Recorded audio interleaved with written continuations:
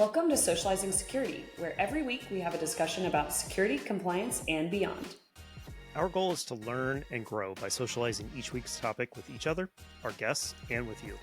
A quick compliance note, this podcast is meant for informational purposes only and should not be considered legal or regulatory advice. We're glad you've joined us, and we hope you'll learn along with us.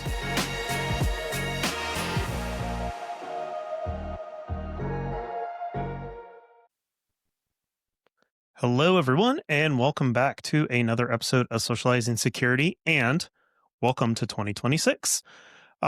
This is Brian Knudtson holding down the fort today while Milu is indisposed, putting out our first episode of the year of 2026. It's exciting to kind of start in on our third year doing Socializing Security. We started this back in 2024. We're pretty consistent through 2025. And now starting a new year, which we're both really excited about. Unfortunately, we just couldn't coordinate things quite right for this episode. So it is January of 2026, and I figured I'd probably start the year like a lot of people end the previous year with just kind of a reflecting on kind of what to expect from this new year. We've talked about a lot of things over the last year and a half or so that we've been doing the show. We really appreciate everybody being along with us for this ride. I know I'll speak for Milu in this case is that we really have enjoyed doing the show. Not always quite the number of listeners that we would always like or would have expected maybe at this point, but we do appreciate every one of you that has been listening, that has been supporting us. Has been really heartwarming for us. So let's talk about 2026. I just put together kind of a quick list of things that, based on everything we've talked about over the last year, all the news that I've consumed over the last year, kind of where I think is going to be important for those of us that care about cybersecurity to pay attention to as we go through this year. So I'm going to start with really in no order other than to try and maybe give some logical segues from one to the next. So I'm going to start with my first thing, which is going to be AI, because of course, every list of 2026 is going to include AI. And to me, the big thing really becomes the security arms race that's going on right now. We're seeing actual evidence of AI being used by the threat actors by either creating new things or by using AI to really be the automation platform. And using it to push things forward for them. Just like we all are in all of our businesses, trying to use AI to be more efficient, to do more automation, to try and relieve us from the drudgery work so that we can do the creative work. That's where there's a lot of evidence that the threat actors are using AI as well. And of course, their use of AI means that we as defenders, we as people who have to deal with those threats, now need to use AI more to, again, get rid of the drudgery work, to sort through the signals or the noises, try and find the signals, and to be able to just kind of keep up with them. There's just so much going on that AI is somewhat necessary just to continue to move forward. So it really is an arms race to some extent. Security is not the only place I've seen this. I've seen this with hiring practices as well, that the more slop that gets thrown into an application, the more you need AI to cut through the slop, which means AI gets used more to try to make it less sloppy, I guess, so that you get more of the signal through that noise. It just ends up cycling around on itself. Very much the same situation we're seeing with security and the ability for threat actors to create more and more of the types of things that they need. And that ranges from social engineering.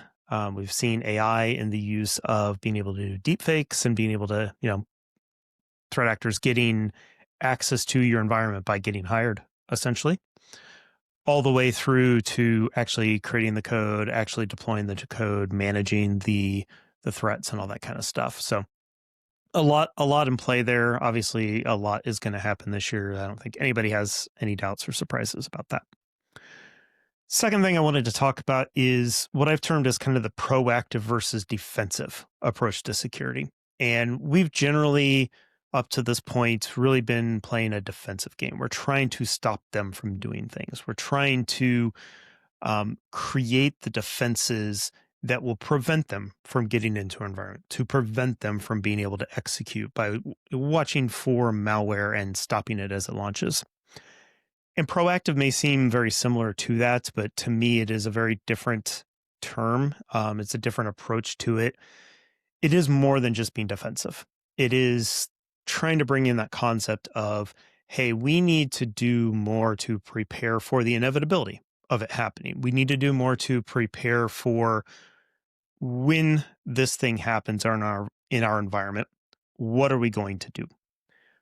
Very similar to kind of how we had to deal with disaster recovery all these years, is if you don't have a plan already in place, if you don't have people knowledgeable about that plan, using the tools that that plan is dependent on, having it offline, having it available to us, having a place for us to go to should our normal desks not be available or our normal equipment not be available, what do we do about that? We've got a plan for it. We need to be proactive about putting those things into place. Sometimes that look like having a DR site where all the equipment that we need is there, having replication so that the data was already there. For some of us, it may have been having a workplace recovery, a place with a bunch of desks and a bunch of computers that people could show up to and sit down and actually start working.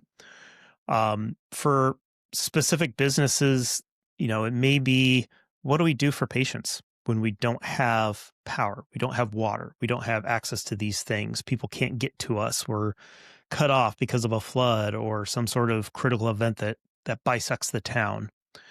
It may be the approach of, what do we do for a manufacturing plant if we don't have our manufacturing plant, if we don't have our equipment or it's not usable for some reason? How do we conduct business? What do we do from there? All those things are kind of proactive planning. And if we don't do that for a cyber event as well, if we don't know which data we're going to restore, how are we going to find the data that we need to be able to restore? Where are we going to restore to? How do we ensure that it's an environment that the threat actors haven't already compromised or haven't done something? What are we going to do with our identity system if we know that they've been in there elevating privileges or creating accounts and that kind of stuff? Those are the types of things that we can do to be proactive and try to reduce the amount of stuff we have to do post the attack. Whether that's ransomware encrypting all your files and you know that you're going to have to restore stuff, or finding it in your environment and knowing that you need to dig it out and pull it out by the root so that they can't do things in your environment. They can't actually execute that ransomware and encrypt everything. Those are the types of things that I kind of mean when talking about being proactive versus defensive. The third item on my list, I kind of already alluded to, which is identity. And to me, there's multiple dimensions to this. There's the fact that identity attacks are common these days. Some statistics will even show that it's the majority of attacks start with identity. And the concept there is that they're getting credentials. They're somehow compromising an account in an environment and just logging in to the environment. To the extent sometimes where they will use identity, they will just go from system to system, trying to elevate their privileges, trying to get more access without ever actually dropping any code into the environment until they're ready to launch the attack. So their dwell time may be high, but you may not actually be able to detect that unless you're looking in your identity for these types of things. And that's a big part of this equation for me, is where are the blind spots that identity has? Where does an identity only attack or an identity only compromise leave blind spots in your environment? Allow them to hide without you being able to tell that they're there and doing things, because they are doing things. At the very least, they're gaining intel about your environment so they know what to launch and where to launch it. And there's kind of a third piece of this that I think is super important. I mentioned deepfakes earlier, which is the verification part of identity. We're having a real disruption to verifying who people are because of deepfakes, because of this rampant stealing of credentials and being able to tell who's who. And, a CAPTCHA isn't enough to be able to tell that you're actually a human being anymore. That's just not cutting the mustard. It doesn't make a lot of sense. in that regard. And so one thing that I don't think is super clear right now, but I think is going to become apparent this year that we really need to deal with is how do we better identify who we are and verify we are who we say we are? Biometrics is doing a lot. And we're seeing it more and more with face recognition on our phones and fingerprint recognition. Pattern matching, I think, is going to be big. Behavioral analysis, things like, okay, if Brian's logging in from Nebraska 99% of the time, that 1% of the time when he logs in from someplace else, that's probably an indicator. It may not be enough to stop it, but it's an indicator. It's similar. It's a little bit similar to how credit cards are identifying fraud these days. We were out shopping. We were doing some very specific shopping and going to several different places that previously we never really did. And so as we were going through the first 4 out of the 8 places, we didn't have any issues. The 5th place flagged fraud on my credit card, and I had to, answer yes to the prompt to say, yes, this is actually something that I'm trying to do. And so those types of behavioral analysis, this person is doing something that seems very odd, or it's a chain of things that seem very odd, is an important approach I think that we're going to need to start focusing more on in 26. I don't think we'll really get there. I don't think we'll see it industry wide, but I think it's something that needs to start happening, that businesses need to start looking at. 4th on my list is multi-cloud and cloud security posture management.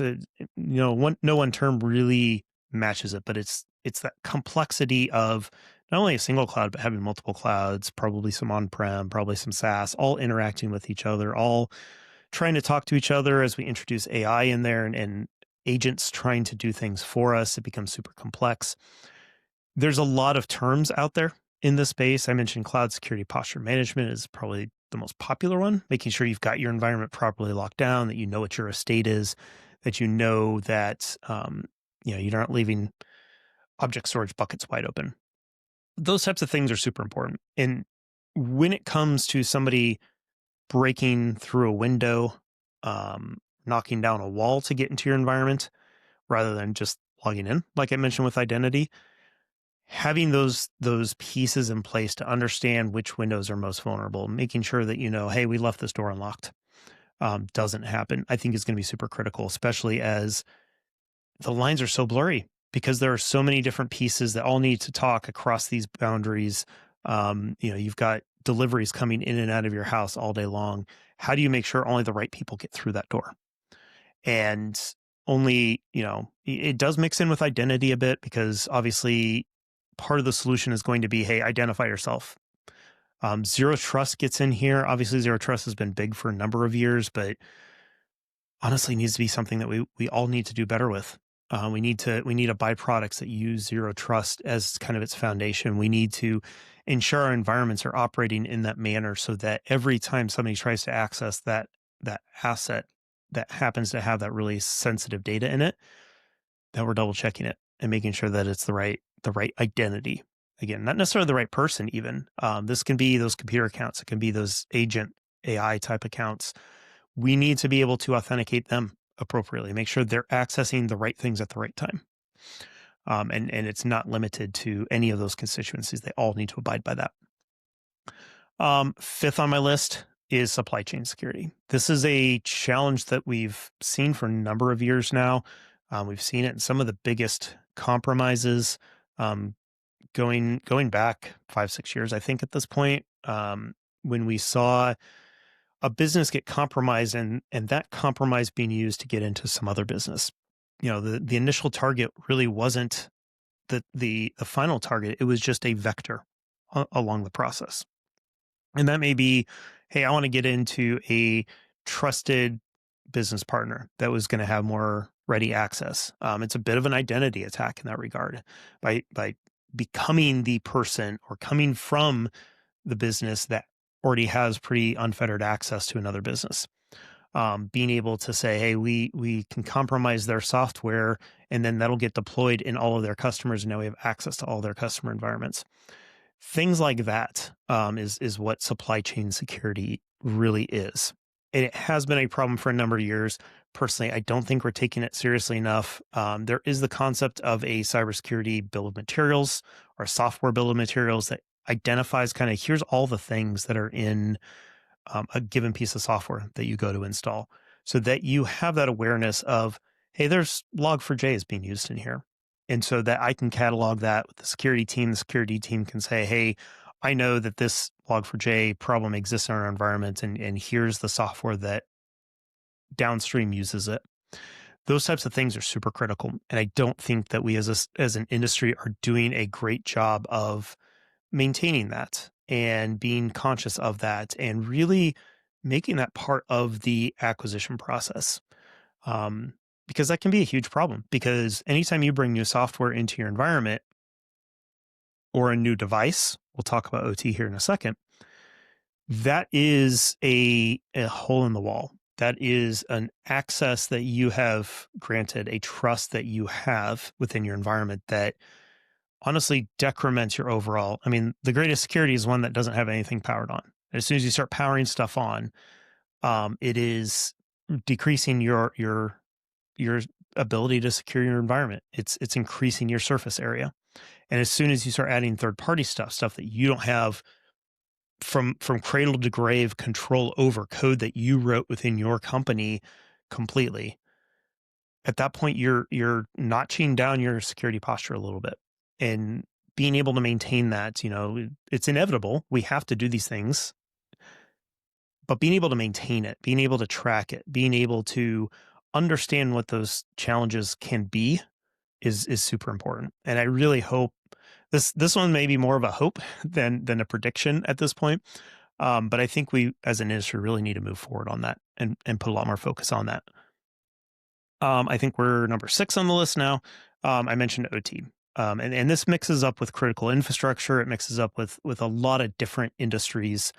But critical infrastructure kind of becomes the most important one, because that is our water systems, our nuclear and power systems. It is our ability to work as a society. And it really doesn't matter like what country you're in. This is a legit concern. We can attack the Iranian nuclear program and shut it down by gaining access to their OT systems and causing a centrifuge to spin up too fast, and to do it in a way that isn't detected. This is, the potential of a actual kinetic war, actual bombs being dropped and planes flying and boots on the ground, being able to be improved by taking down communication systems, by taking down the things that make society run. It could also be just simple, hey, let's make people really upset with their government by making the services the government provides not reliable.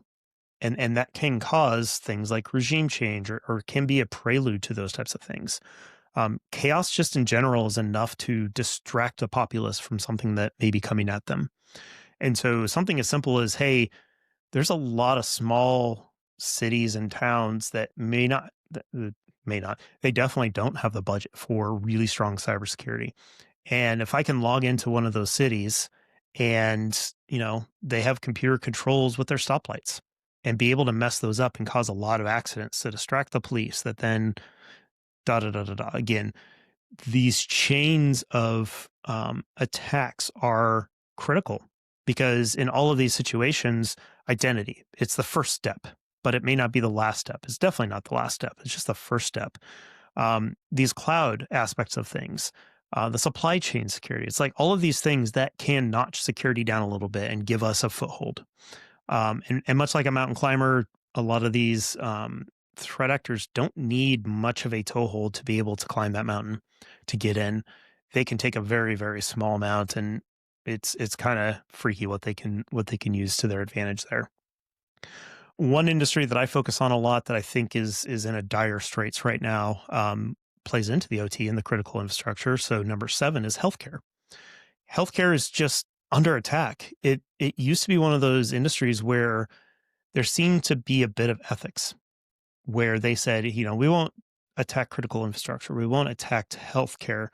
And that's not the case anymore. In fact, it's quite the opposite. Healthcare is one of the most under siege industries when it comes to cyber threats because the data is so rich, because the outages are so painful that they do become a place where, from a multiple extortion perspective, can be very, very lucrative when you start talking about it's just about the money, or it's about really disrupting a society, a city, a county, a state, whatever that might be.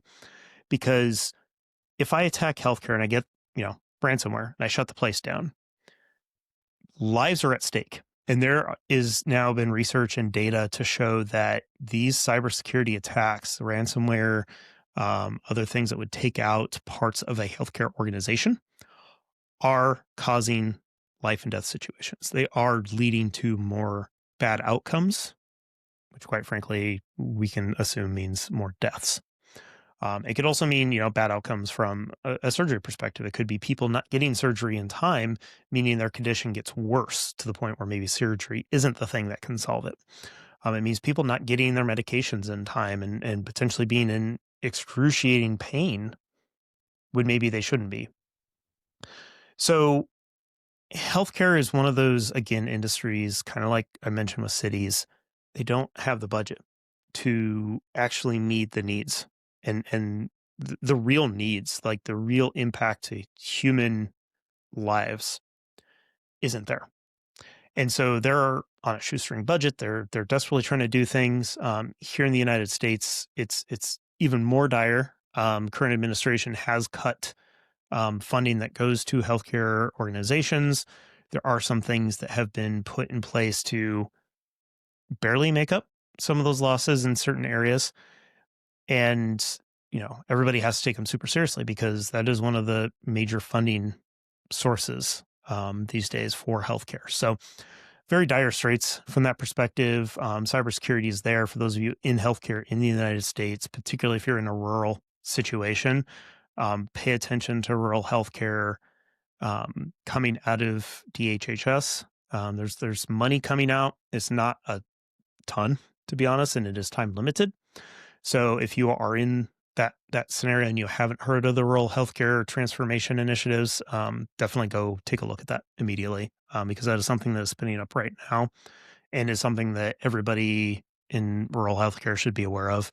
I know globally healthcare is always one of those places where the money and the necessity don't always match. And so definitely something to keep an eye on there.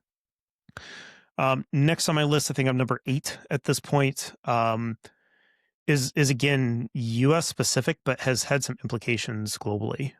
So the current administration in the United States is not big on government-run programs, I guess is maybe a light way to put it.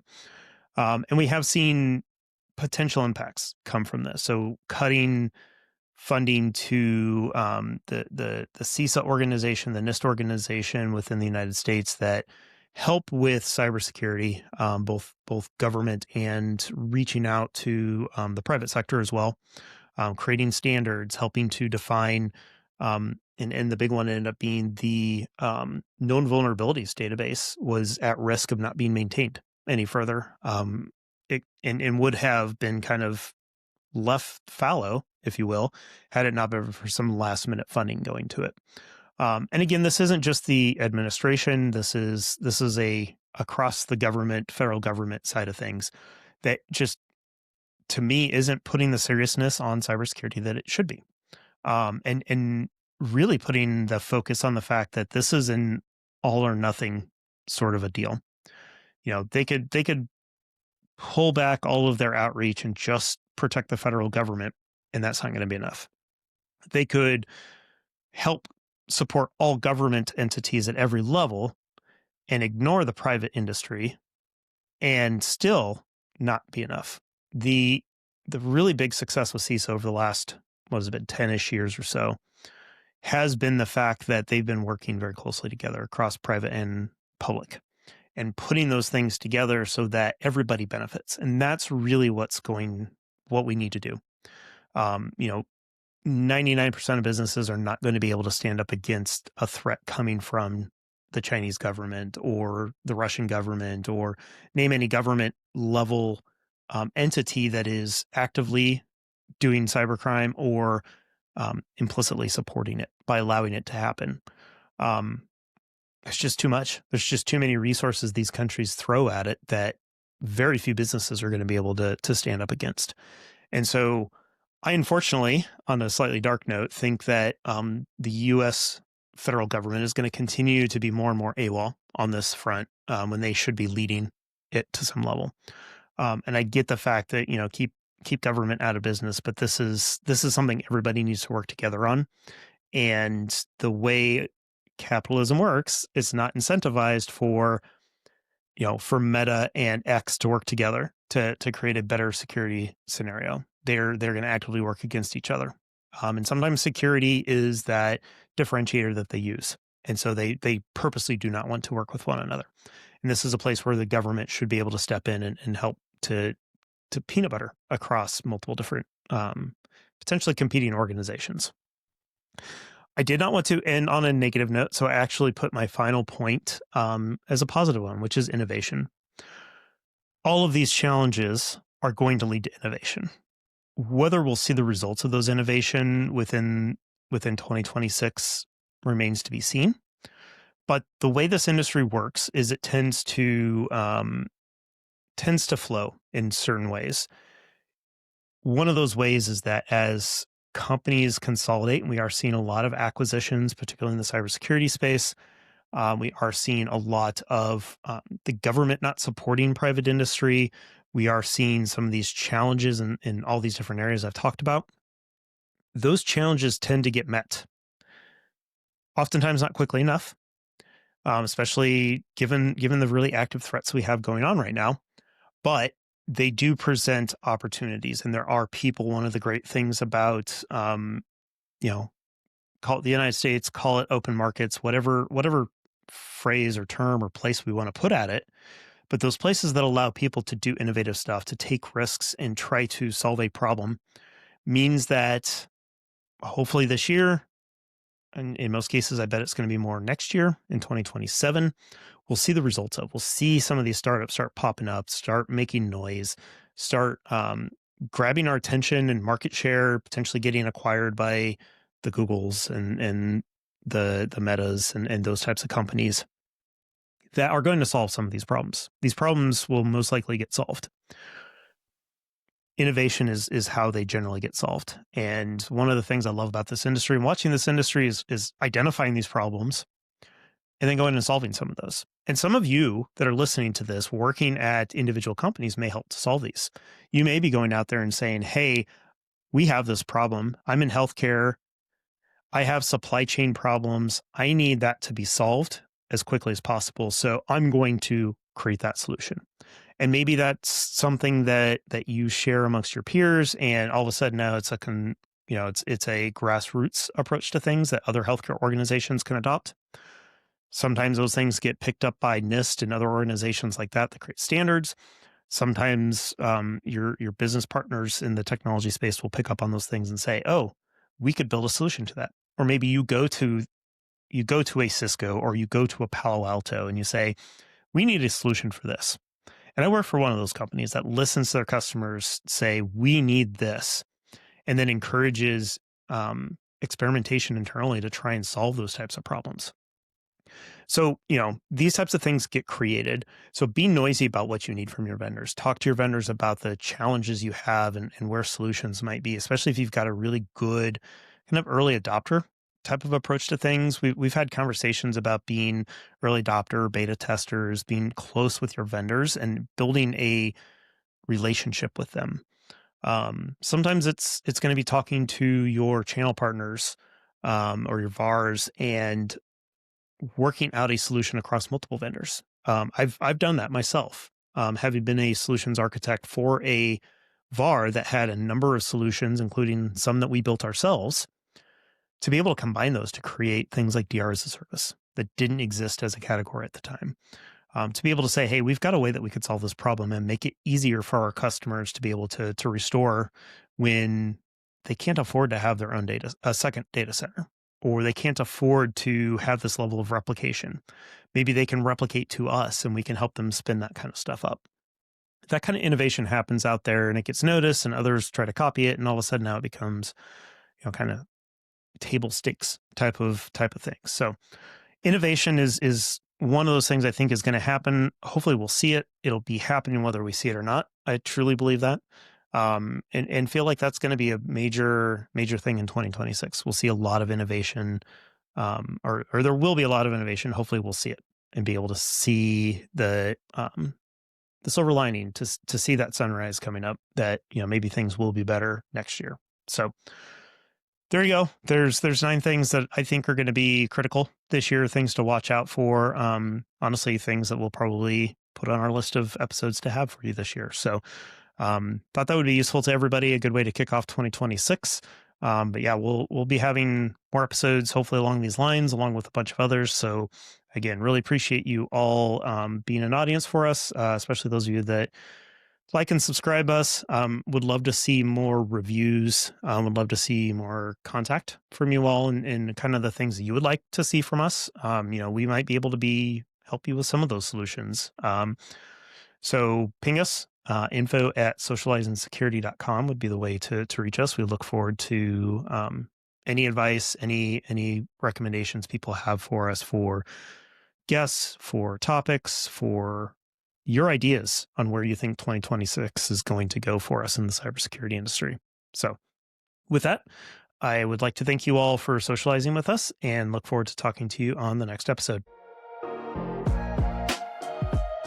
Thank you for joining us for another episode of Socializing Security. We hope you learned a thing or two with us. If you'd like to continue socializing with us on this topic or have feedback, we'd love to hear from you on LinkedIn or social media. Just search for Socializing Security. Or you can email us at info@socializingsecurity.com. Until next time, stay social and stay secure.